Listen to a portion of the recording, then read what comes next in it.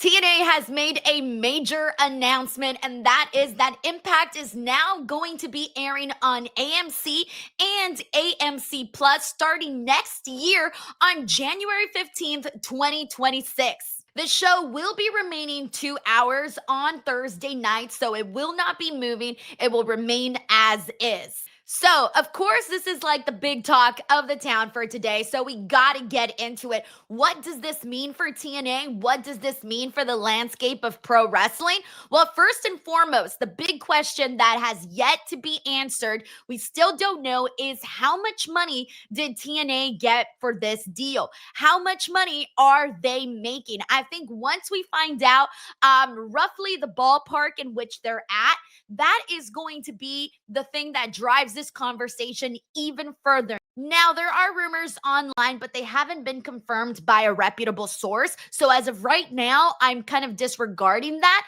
and still asking the question, how much money is TNA getting for this? Because this is going to be big. I hope that it's big for multiple reasons. One, whenever there's an opportunity for pro wrestling to thrive, I am all in on that because not only does it help our business as fans, as performers, wrestlers, people in the business, it just helps everybody across the board for there to be more opportunities and more work. More opportunities for wrestlers who maybe they don't have a spot in AEW, maybe they don't got a spot in WWE. Now maybe hopefully, again, depending on how much money TNA gets, I'm hoping that this means more pay or better pay for professional wrestlers that do go over to TNA or are in TNA. Of course, that still cannot be confirmed at the moment. This is also a pro for TNA Wrestling because now more wrestlers will be looking at TNA Wrestling as a place to go to if the money is right and the opportunities are right, because we know that they got this partnership with TNA and AMC will offer some more eyeballs also being on the AMC Plus app. That is huge. Now, I do want to say though that also in the press release that they shared today, they didn't really clarify whether or not the TNA library was going to be included in that. Of course, TNA does have TNA Plus where they have all of their content and pay-per-views and things of that nature. And I have the TNA Plus app. It's cool. It's easy to use. However, I do think for it to open up the for it to get more eyeballs, I do think that they should kind of put all their stuff on AMC Plus, like throw it all out there. TNA library, pay-per-views, I don't care, do it all. I just think that's just a smarter way to go about it. Plus, if you subscribe, not only do you get your TNA wrestling content, but then you also get the content that AMC Plus has on there. And to me, that's just a bigger bonus for fans than kind of just having the TNA Plus app. Because, hey, I want to watch movies and I want to watch whatever else AMC Plus has on there. I get more bang for my buck. I haven't actually checked to see how much AMC Plus costs. This was also a really great announcement for TNA because they have had a really big year. A lot has happened for the promotion. They are selling out more shows. They did the partnership with WWE, which has allowed for a lot of cross promotion, wrestler exchanging their brands, just more conversation around TNA, and they really needed that. Then also Bound for Glory was their highest attended TNA event in North America in the company's 23-year history, so that is huge too. So now sort of topping off the end of the year, this is the cherry on top for TNA to have this opportunity.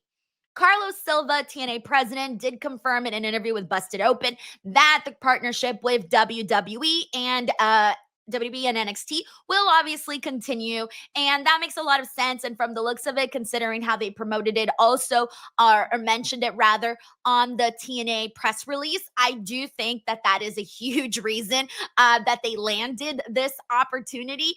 Carlos Silva did say that WWE, NXT, all of what they've got going on did help them land this deal. He said this in an interview with Busted Open, where he said, it's a big part of helping us get this deal. It's a big part of now being able to almost give back a little and provide a big platform for some of those superstars as well.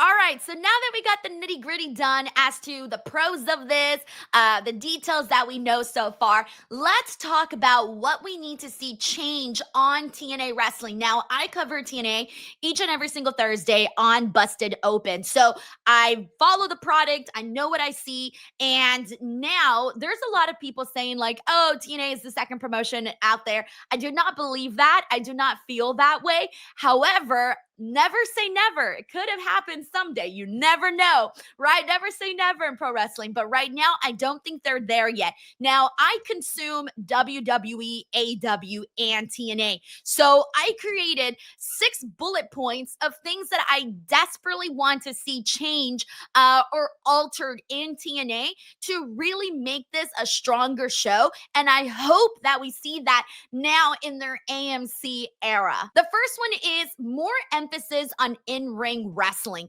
Now, some of you are probably going, Denise, really? What? Huh? Well, I will tell you that there's been several shows that I've tuned into for Impact where I kind of felt like we were screwed out of like really good matches where there was potential for good matches, but instead they would give us like 3 minutes here with this guys, 5 minutes here with these guys, instead of really giving us like the whole meat and potatoes in the matchup. And I kind of felt like we were getting that like almost every single week. And that started to irritate me a little bit because I tune in for the wrestling. I want to see the wrestling, and they have such a great roster with so many different styles of wrestlers. Please put that on the table and serve it to us every Thursday. So I don't want to see short matches. I don't want to see teaser of matches. I want them to give us a little bit more of what they do with their TNA specials, because their TNA specials I think are great. And of course, they're special, so they're going to be better. But I do think there's a happy balance where you can put that a little bit more on the weekly programming. Number 2 is easier to follow storylines. I said I cover Impact every single week, and there are times where I tune in and I'm like, when did this storyline start? What? When did this happen? I feel like I missed 5 years sometimes.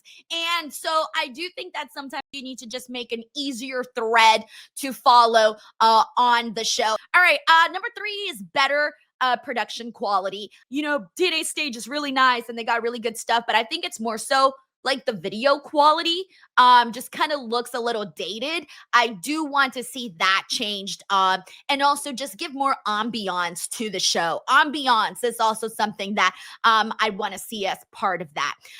Number 4 is bigger singles male stars. I think that TNA has a lot of good wrestlers, but I think we need more of those singles male stars that you could like really grab a hold of and say, man, I tune in specifically for this person. This person makes me want to tune in and watch the show. And while you may have some favorites on there, I don't think there's somebody for me that I look at and I go, oh, I can't miss TNA because I cannot miss what this person is going to do.